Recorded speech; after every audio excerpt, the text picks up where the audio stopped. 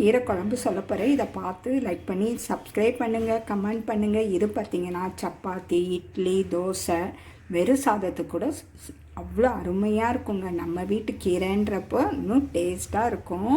வாங்க நம்ம எப்படி செய்யலான்றதை பார்க்கலாம். மாடித்தோட்டத்தில் விளைஞ்ச வெறும் பருப்பு கீரை மட்டும் பாருங்கள், எவ்வளோ கிடச்சிருக்கு பாருங்கள். தோட்டத்தில் விளைஞ்ச கீரையை போட்டிருக்கேங்க, பருப்பு கீரையை.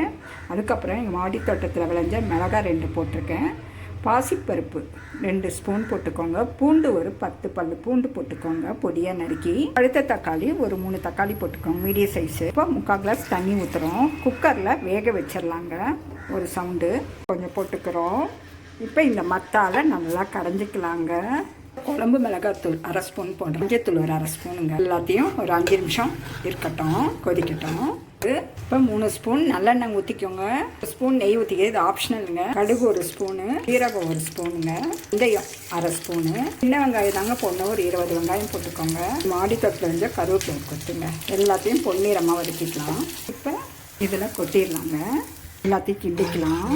சூப்பரான பருப்பு கீரை குழம்பு ரெடிங்க. இந்த கீரை பருப்பு கீரைன்னு பார்த்தீங்கன்னா நமக்கு நிறைய நன்மை இருக்குங்க. குளிர்ச்சி உஷ்ணம் இருக்கிறவங்க இதை சாப்பிட்டோன்னா குளிர்ச்சி அதிகமாக இருக்குங்க. இந்த கீரையில் வந்து பொட்டாசியமும் சோடியமும் இருக்குதுங்க. அதனால் பக்கவாதம், அடுத்து மாரடைப்பு வராமல் தடுக்குதுங்க. கண் பார்வையை வந்து சரி செய்யும். உடலை வந்து நம்மளை ஸ்ட்ரென்த்தாக வச்சுக்கோங்க, எடையை குறைக்கோங்க. அது தவிர பித்தம், நெஞ்செரிச்சல் இருக்கிறவங்க இதை சாப்பிட வேண்டியதுங்க. அதே மாதிரி கல்லீரை பிரச்சனைக்கு ரொம்ப நல்லதுங்க. தலை சுத்தல் இருக்கிறவங்களுக்கும் இது ரொம்ப நல்லது. இதில் பார்த்திங்கன்னா கால்சியம் இருக்கிறதுனால எலும்புகளை வந்து வலுவுறுத்துங்க, எடையை குறைக்கும்.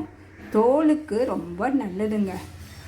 நார்ச்சத்து அதிகமாக இருக்கிறதுனால மலச்சிக்கல் வராமல் தடுக்குதுங்க. இது ரத்தத்தை வந்து சுத்தப்படுத்துதுங்க. அதனால் கெட்ட கொழுப்புக்களை வந்து தடுக்கும். ஸோ இதில் வந்து ஏகப்பட்டது இருக்குங்க. சூப்பரான பருப்பு கீரை குழம்பு ரெடிங்க.